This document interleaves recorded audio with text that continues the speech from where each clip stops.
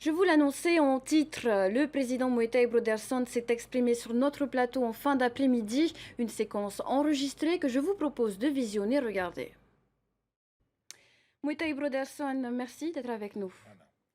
Alors, ces dernières heures ont été marquées par de fortes intempéries et leurs conséquences, essentiellement sur l'archipel de la société. C'était assez soudain, notamment après la levée de l'alerte précyclonique vendredi dernier. Tout à fait, ça nous démontre encore une fois que la météo n'est pas une science exacte, puisque nous, les informations dont nous disposions hier en fin de journée, c'était qu'on s'orientait vers une accalmie.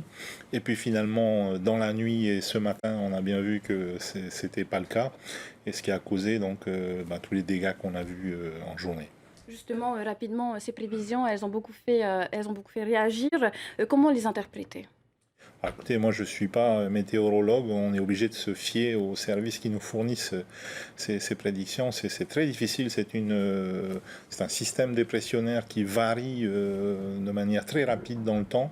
Alors chacun y va de sa prédiction, certains sont des fans de Windy, d'autres de Windguru, d'autres ont encore d'autres méthodes, mais bon, c'est pas une science exacte.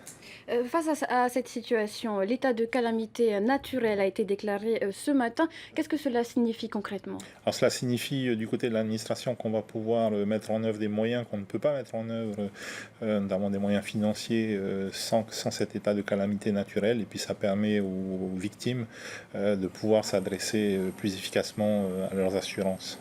Justement, des victimes, a-t-on une idée, à l'heure où nous parlons, du nombre de sinistrés? Alors la bonne nouvelle, c'est que malgré plus d'une centaine d'interventions depuis ce matin, il n'y a pas eu de blessés. Ça, c'est la bonne nouvelle. En revanche, au niveau des habitations qui ont été touchées, je pense qu'on doit être à une cinquantaine. Rarumatei et Niamatei. Alors à des degrés divers. Parfois, ce sont juste des inondations. C'est possible de réintégrer le domicile après avoir nettoyé. Dans d'autres cas, c'est plus grave. A-t-on déjà un plan de relogement? Alors, la plupart des personnes qui ont dû quitter leur domicile ont été relogées, soit dans des structures communales, soit dans des structures du pays, soit parfois, et on les remercie, dans des structures des confessions religieuses. Beaucoup de sinistrés résident dans ce qu'on appelle des zones rouges. Comment faire pour résoudre le problème des constructions en zone rouge, notamment, ou des zones sans permis de construire, qui sont régulièrement et Ouais. particulièrement exposées au risque d'inondation? Comment faire? C'est très compliqué, on ne peut pas être binaire. Parce que ce sont pour la plupart des gens qui ont toujours habité à ces endroits-là, ils sont nés là, leurs arrière-grands-parents sont nés là, et quand on leur dit qu'il faut aller s'installer ailleurs, ils vous répondent qu'ils n'ont pas envie de changer de lieu, et puis pour certains qu'ils n'ont pas d'autres terrains à disposition. Donc la réponse ne peut pas être uniforme et simple. Il faut encourager le respect des PPR, les plans de prévention des risques, avec ces zonages. Mais parfois les gens ne veulent pas et c'est très compliqué. Il faut les mettre aussi face à leurs responsabilités. Mm. On parle des rivières. Beaucoup de rivières sont sorties de leur lit. On l'a constaté, hein, elles sont parfois obstruées par des déchets naturels, mais aussi par des objets du quotidien, de l'électroménager par exemple. Des curages sont effectués tout au long de l'année. On fait-on assez? On n'en fait peut-être jamais assez, mais en tout cas, depuis les derniers incidents, notamment ceux de juin, on a fait énormément en coopération avec les communes. Je crois que si on n'avait pas effectué tous ces curages, on aurait eu une situation beaucoup plus grave aujourd'hui. Malgré tout, il y a encore des comportements qui manquent de civisme, il faut le dire, des gens qui abattent des arbres et qui les font tomber dans la rivière ou près de la rivière, et puis ces personnes qui effectivement jettent de l'électroménager, ni vu, ni connu, pas vu, pas pris. Mais au bout d'un moment, ça ressort forcément à un endroit et ça bouche nos rivières. Donc ce sont des comportements qu'il faut condamner et qu'il faut éviter. Il faut sensibiliser davantage les riverains de ces rivières? Oui, je pense, parce que vous savez, on peut tous être la victime de ce genre de comportement. Donc celui qui jette sa machine à laver à la rivière, si ça se trouve, son voisin un peu plus haut fait la même chose. Alors, parmi les mesures prises pour faire face à cette situation, la fermeture de tous les établissements scolaires dans la société demain.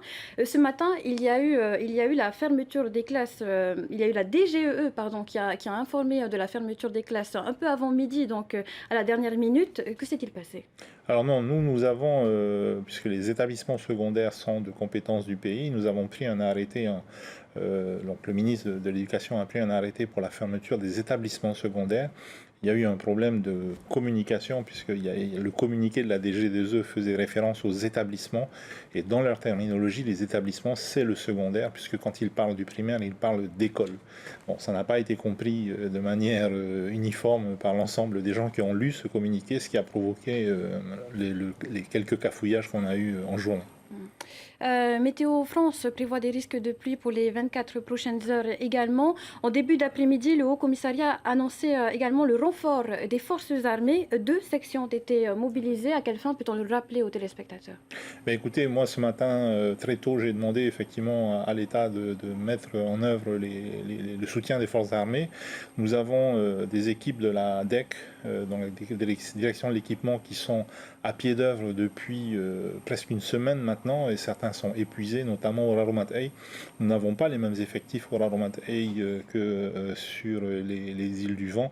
Il n'y a pas de roulement possible, donc nous avons des équipes qui sont vraiment au bout physiquement, et ce renfort. Donc il y a une compagnie qui a été dirigée vers Marina, puisqu'il y a eu pas mal de dommages sur Marina, et l'autre est dirigée, elle doit déjà y être, pardon, sur EATA et Taha.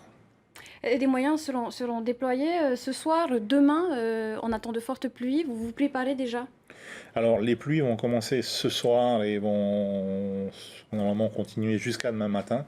On est sur le qui-vive. On a un premier PC demain matin à 8 heures, puisque on nous dit que les pluies vont durer jusqu'à 7 heures. On a évidemment nos services qui sont en alerte permanente, mais on a un premier PC à 8 heures demain matin. Monsieur le Président, il me semble que vous souhaitiez faire passer un message aux téléspectateurs qui nous regardent. Oui, le message, c'est celui de la prudence. J'ai vu des vidéos circuler avec des enfants qui sautaient dans une rivière en crue. S'il vous plaît, on n'a eu aucun blessé jusqu'à présent, malgré plus d'une centaine d'interventions. Faisons en sorte que ça reste comme ça. Donc faisons attention à nos enfants, et nous-mêmes évitons de nous déplacer inutilement. Il faut se déplacer uniquement quand on en a besoin. Il faut être très prudent. Pour ceux qui résident dans les zones à risque, si vous avez la possibilité d'aller ce soir dans de la famille, chez des amis ou dans des structures communales ou du pays, je crois qu'il ne faut pas hésiter. Et voilà, il vaut mieux être prudent que demain avoir à déplorer des victimes. Le message est entendu. Merci, Monsieur le Président. Merci à vous.